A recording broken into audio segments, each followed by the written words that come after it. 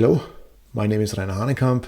This is Engine News with the latest updates from the Angular community every week. According to last week's Q&A session with Mark Thompson and Jeremy Elbourn, both from the Angular team, the feature freeze for Angular 20 has happened.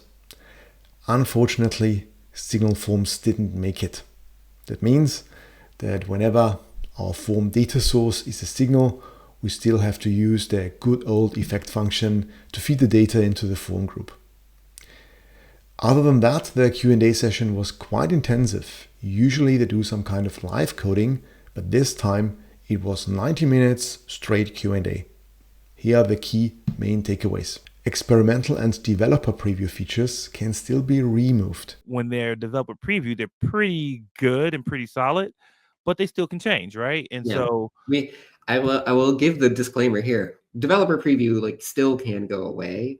Usually we use that instead of experimental when we're relatively confident, but not 100% confident. Jeremy explained why Angular Material offers fewer components compared to other UI libraries. The majority of Google is one giant monorepo. And so what that means is that Angular is checked into Google as source code and is built with application code all together. Whenever we make a change to any UI component, that change can be very breaking because there are thousands of applications that will get that change immediately.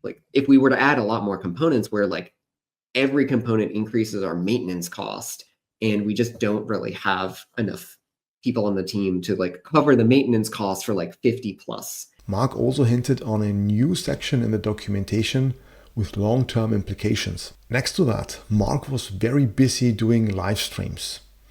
There were 2 further sessions focusing entirely on live coding, and instead of Jeremy, this time Devin was his guest. They showed how to integrate LLMs into an Angular application to get something which is called an Agentic Angular application. Agentic Apps are applications that still take user input through the UI as usual, but then use that input to prompt an LLM directly. The response from that LLM is then used to trigger changes in the UI or even call application functions if the model deems it necessary. The 2 live streams covered different use cases. The first showed a story generator where users could describe an idea, and Angular used the LLM's output to generate and display visual story cards. In the second, they built a shopping app where the LLM could automatically filter products and add items to the cart based on the user's intent.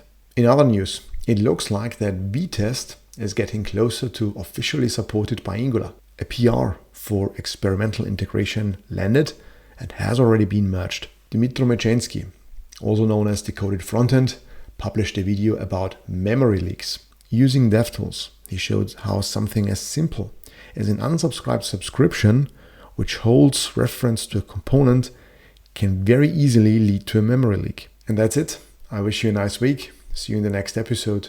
Goodbye.